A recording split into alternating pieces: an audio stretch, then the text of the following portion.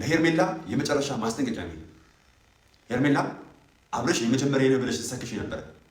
ከአንተ ውጪ ወንድ አላውቅም ብለሽ ነበር አይደል? ዴቭን ተጠራጠሩት። ዴቭ ነው አብርሽ ላይ ነገር ያስደረገው። ጊዜም ዘንበል ሲል በግም ይናከሳል ተረጃ ያቲ።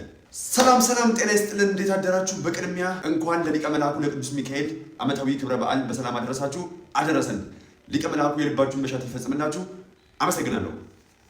እና እንዴት ናችሁ? እንዴት አደራችሁ? ዛሬ አንዳንድ ነገሮችን ልላችሁ ነው ወደዚህ የመጣሁት። በቅድሚያ አብርሽን በተወሰነ መልኩ ለማጣራት እየሞከርኩ ነበር፣ የአብርሽን ጤንነት፣ አሁን ያለበትን ሁኔታ። አብርሽ በጥሩ ጤንነት ውስጥ እንዳለና እንደተፈራው አይነት ሁኔታ ውስጥ እንዳልሆነ ደስ በሚል ሁኔታ ሰምቻለሁ። ይሄ ደግሞ እጅግ በጣም ደስ የሚያሰኝ ነው። አብርሽዬ ከዚህ በላይ ጤና ተመልሶ ወደ መልካም ሁኔታ ውስጥ እንደምትገባ ተስፋ አድርጋለሁ። ሊቀ መላኩ ካንተ ጋር ይሁን። በጣም ደስ ይላል። ነገር ግን አንዳንድ ነገሮችን መነጋገር ስላለብን ከእናንተ ጋር ቆያለሁ ማለት ነው። በቅድሚያ እነዚህ ሰዎች ትናንትና ከትናንት በስቲያም እንዲሁም ይህን ሰሞን አብርሽን ሰላም ለመንሳት ሲጥሩ የነበሩ በጠቅላላ በግራም በቀኝም ያሉ ማናቸውም አብርሽን ሊረዱ ያልፈለጉ ሰዎች በጠቅላላ በቃችሁ ሊባሉ ይገባቸዋል። የኔ ሀሳብ ሁላችሁም ከዚህ በኋላ ሄርሜላም ሩታም ሳትሆን ሀሳባችሁ ትኩረታችሁ ማድረግ ያለባችሁ ሙሉ በሙሉ አብርሽ ላይ መሆን አለበት ብዬ አስባለሁ። ሁላችሁም በቃችሁ ልትሏቸው ይገባል። እነዚህ ልጆችን በቃችሁ በሏቸው። አሁን ይሄን ልጅ ጤናውን ለመመለስ ሁሉም ሰው አንድ ላይ ሆኖ ጤናውን ለመመለስ ነው ጥረት ማድረግ ያለበት ብዬ የማምነው። አሁን ላይ የፉክክር ጊዜያችሁ የምርጫ የምረጡ እንቅስቃሴያችሁ ይቁምና የማታስፈልጉ ሰዎች ከዚህ ነገር ውስጥ ውጡ። የአብርሽ ጤንነት እንዳይጠበቅ ሩታን እልህ እያጋባችኋት ያላችሁ ልጆች ሄርሜላና ዳኒ ከመሃላቸው ውጡላቸው። እነዚህ ሰዎች ቁጭ ብለው በሰከነ መንፈስ ይነጋገሩና የአብርሽን ጤና በማስቀደም አብርሽን ወደ ተሻሻለና ወደ ቀድሞ ማንነቱ ወደ ቀድሞ ጤናው ይመልሱት። ከዛ በኋላ አሁን ካለበት የተጨናነቀበት ማንነቱ አሁን እየገጠመው ካለው የስሜት መፈራረቅና መዘበራረቅ ውስጥ እንዲወጣ የእናንተ ሰላም መሆን የእናንተ መስከን እጅግ በጣም ለዚህ ልጅ በጣም አስፈላጊ ነው። ከአብርሽ በዘለለ ግን ከአብርሽ ግንባር ቀደሙ ከአብርሽ በፊት የሚያስፈልገው ግን ለልዑል ነው። ትናንትና ልዑል በዛ ዝናብ ውስጥ በዛ ሁኔታ ውስጥ በዛ ጭቅጭቅ ውስጥ ያህል ልጅ አቅፋችሁ ያህል ልጅ ባለበት ውስጥ ለዛ ልጅ ሳትራሩ ለዛ ልጅ ሳትጨነቁ በዚህ ልክ ጭካኔያችሁን ያሳያችሁ በጠቅላላ ዳኒም ቡዜም ሄርሜላ እንዲሁም ትናንትና ዴቭ የተሻልክ ነበር። ሌሎቻችሁ ግን ከዚህ በኋላ ሁላችሁም በቃችሁ፣ ይበቃችኋል። እስካሁን በዚህ ልክ ረብሻ ብጥብጥ ፈጥራችኋል። አብርሽንም ወዳልሆነ መስመር ውስጥ እንዲገባ አድርጋችኋል። አሁን ግን ሁላችሁም በቃችሁ ሊባሉ ይገባል። እዚህ ጋር የሄርሜላ ደጋፊ የሩታ ደጋፊ ምናምን የሚባል ነገር የለም። እዚህ ጋር ደጋፊነት ይቅርና ሰብአዊነት ይቅደም። መጀመሪያ አብርሽ ለሄርሜላ አብርሽ ለሩታ ልትሉ የምትችሉት አብርሽ በጤናው ሲቆይ ነው። አብርሽ ጤንነቱን ሲያገኝ ነው። አብርሽ ደህና ሲሆን ነው። ስለዚህ ሁላችሁም የአብርሽ ነገር ትኩረት ሊያገኝ ይገባዋል። ሁላችሁም ፍትህ ለአብርሽና ለልዑል ይበሉ። በቃ የምር እዚህ ጋር የሚያስፈልገው አሁን እንደው ተኝቼም ሳስበው እየከለከለኝ የነበረው የዛ ብላቴና የዛ ህፃን ልጅ የአብርሽ ለማንም እንደማይመለስ ታውቁታላችሁ። እንኳን ዳኒ አይደለም በዚህ ልክ እየመታ የምትፈነጨው ለማንም እንደማይመለስ ለአራት ለአምስት ከበውት እንኳን እንዴት አድርጎ አሸማቋቸው አሳፍሯቸው አንገታቸውን አስደፍቶ እንደሚሄድ ታውቁታላችሁ። ዛሬ ግን አብርሽ ዝም አይደለም ብላችሁ እዚህ ጋር ተሰብስባችሁ ብጥብጥ የምትፈጥሩ አያችሁ። ግን ሰው ለትንሽ ደቂቃ ከማንነታችሁ እንደው ትንሽ እናንተነታችሁን እንጣብላችሁ ቴስት ብታደርጉት እንኳን ምን ያህል አስቸጋሪ እንደሆነ ምን ያህል እናንተን በተወሰነ መልኩ ዘንበል ብላችሁ አትገኙ እንጂ እንዴት አድርጎ እናንተን ጤናችሁን የበለጠ ወደ ተቃወሰ መንገድ ሊመራችሁ እንደሚችል ጊዜም ዘንበል ሲል በግም ይናከሳል ተረጃ ያቲ። ጊዜ ዘንበል ሲል በግም ይናከሳል። ከዚህ ተረት ምን ተረዳችሁ? ጊዜ ዘንበል ሲል በግም ይናከሳል ማለት ይሄ ነው። በቃ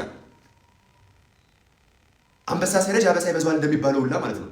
አብርሽ ለተወሰነ ጊዜ እንደው የጥሞና ጊዜ ያስፈልገኛል ብሎ ዝም ቢል አብርሽ ምናልባት በተወሰነ ሁኔታ ውስጥ የንስሐ ጊዜ ውስጥ ቢሆንስ እንደው እስቲ ዝም ልበል ከዚህ ነገር ውስጥ እኔ ሆን እንደ የተናገርኩት ነገሮችን ማወሳሰበው ማበጣበጠው እስቲ ለተወሰነ ጊዜ እኔ ዝምታ በመርጥ ነገሩ ሰላም ይሆናል ወይ ብሎ ዝም ቢል ምን እያደረጋችሁ እንደሆነ አያችሁ።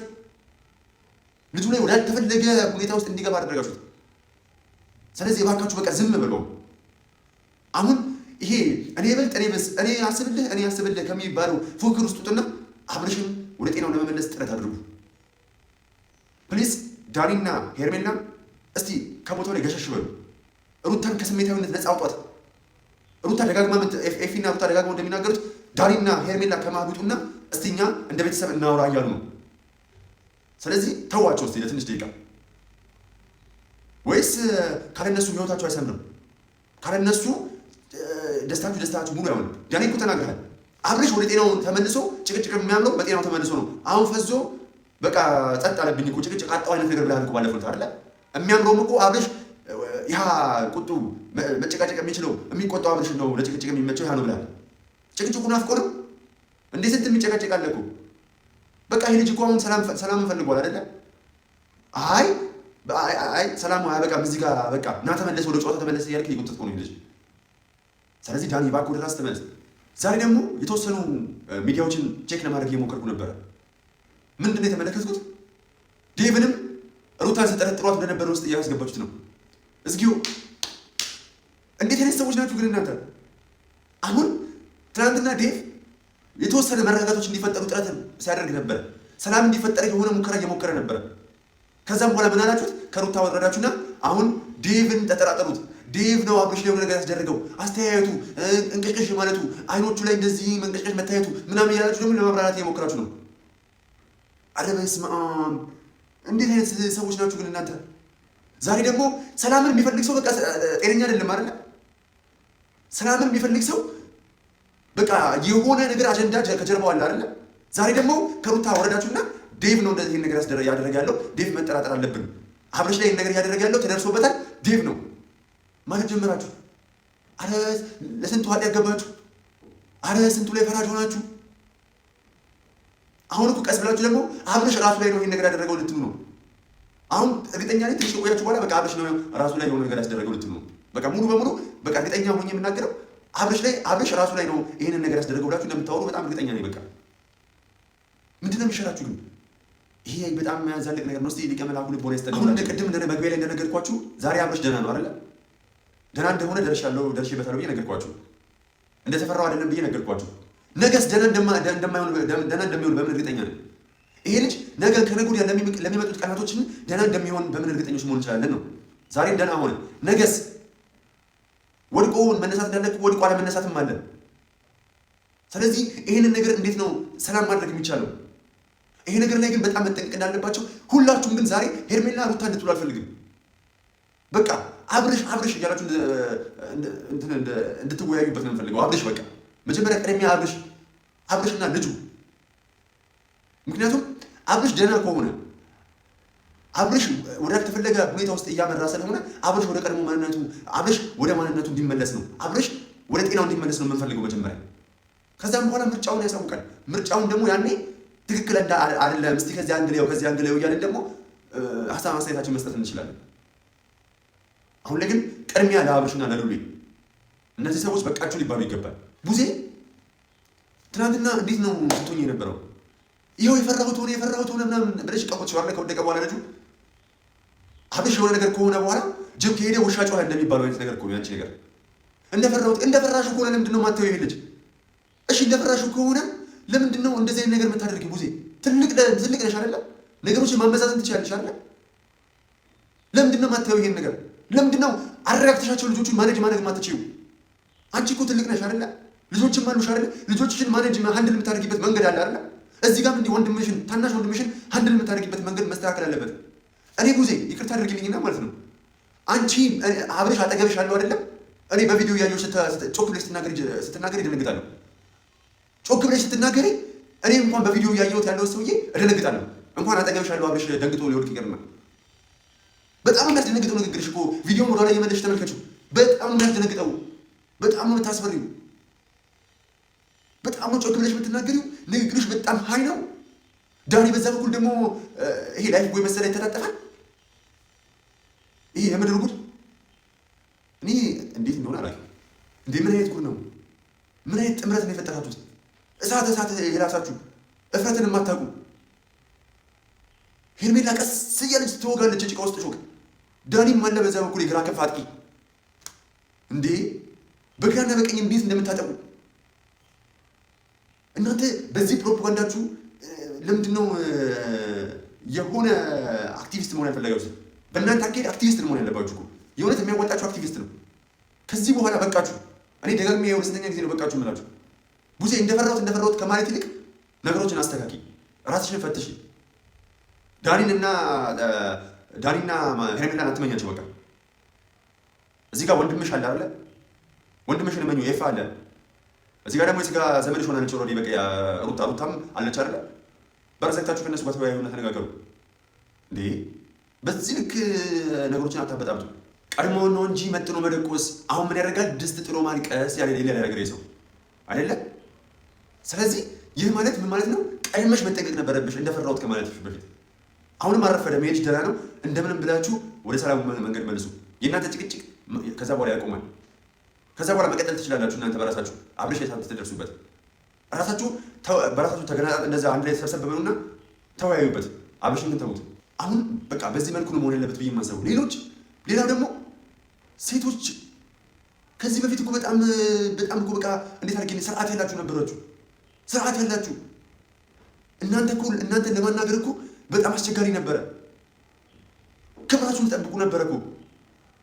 ለምንድን ነው ግን አሁን ፍቅረኛ ያለውን ሰው የራሱን ህይወት ለመመስረት እየጣር ያለን ሰው ህይወቱን ለማስተካከል ደፋ ቀና እያለን ሰው በቃ ደስታዬ ተመልሷል እያለ ያለን ሰው ሌላ አዲስ ህይወት መስርቶ ያለበትን መንገዱን እያቃና ያለን ሰው ማን እየገባችሁ የምትበጠበጡት? ምኑ ነው የሚያስደስተው ግን? አብዛኛዎቹ ሴቶች በቃ ያበቃለት ፍቅር ነው ተብሎ የታሰበን ነገር ልክ ከሌላ ሰው ጋር ህይወት ሲጀምር መንገዱ ሲቃናለት ማን ገብታችሁ የምትበጠበጡት? ለምንድን ነው ይሄ? ብዙዎቹ ጋር በቃ ብዙዎቻችን ጋር እየደረሰ ያለ ነገር ነው።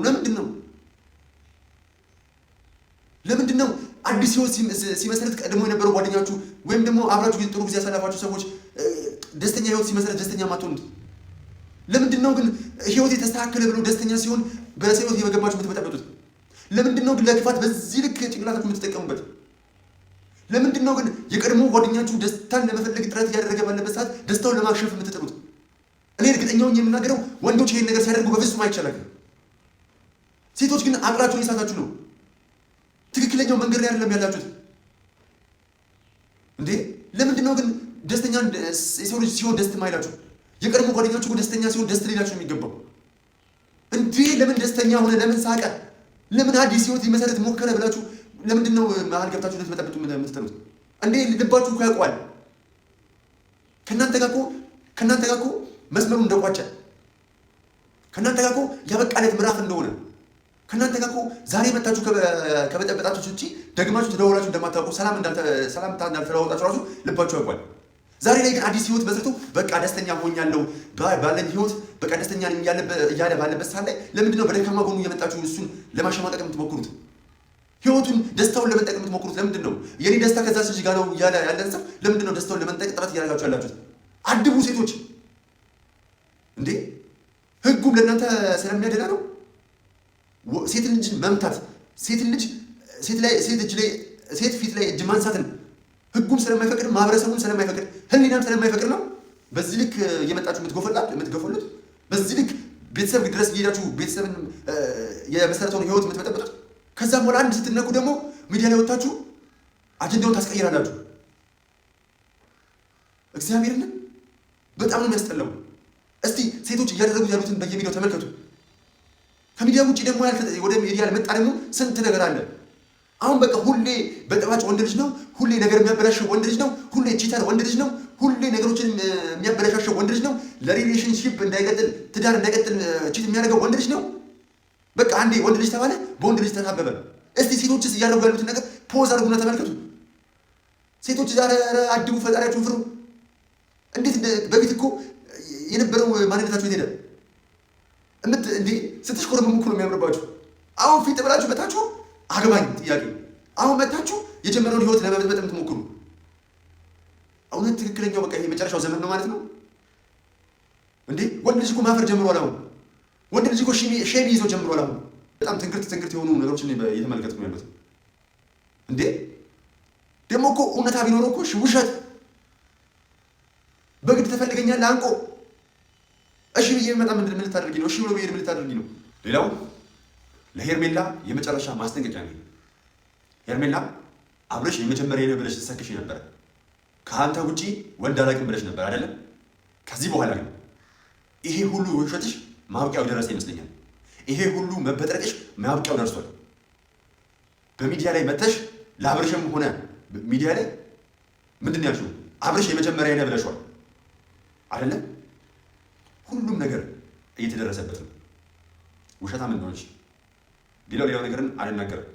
ከዚህ በኋላ ግን ከአብረሽ ራስ ማትወርጂ ከሆነ ከሩታ ራስ ማትወርጂ ከሆነ የሰው ትዳር ለመመጥበጥ የምትሞክሪ ከሆነ እኔ አይደለሁም ምንም አይደለም። ግን ጥሩ ነገር አይገጥምሽም። የደበቅሻቸው ነገሮች በጠቅላላ ራስሽ ነሽ የምታጋልጪው። እንደተከበርሽ ብትቆይ የተሻለ ነው ብዬ አስባለሁ። በራስሽ ላይ ፋይል አትምዘዥ። ራስሽ ነሽ ፋይሉን የምታወጪው። እውነት እኔ አይደለሁም። እኔ ታውቃለሁ ምንም አላውቅም ስለአንቺ። ግን ተይ፣ የመጨረሻ ማስጠንቀቂያ ነው። በቃ እኔ አይደለሁም በልልኝ ብለውኝ ነው የሆኑ ሰዎች። ለማንኛውም የመጨረሻ ማስጠንቀቂያ ነው ሄርሜላ፣ የመጨረሻ ማስጠንቀቂያ ለአንቺ። ያለበለዚያ ምን ሊፈጠር እንደሚችል እኔ አላውቅም። ተፈጥሮ ነው የምናየው አብረን ማለት ነው። ለማንኛውም ውድ ቤተሰቦቻችን አብሬያችሁ የቆየሁት አብርሽ ቲዩብ ነኝ። ሰብስክራይብ ያላደረጋችሁ ሰብስክራይብ አድርጉ፣ ላይክ ያላደረጋችሁ ላይክ አድርጉ። አብርሽ ወደ ቀድሞ ጤናው እንደሚመለስ በ100% እርግጠኛ ነኝ። አብርሽ ትናንትና ራሱ ተረጋግቶ ነው ሲናገር የነበረው። ደህና ነው፣ ደህና እንደሚሆን ተስፋ አድርጋለሁ። እናንተ ብቻ ከሱ ህይወት ውጡለት፣ ራቁ። በቃ አብርሽ ደህና ይሆናል። ለማንኛውም በጣም ነው የምወዳችሁ። ዋላ ፍቅር ያሸንፋል።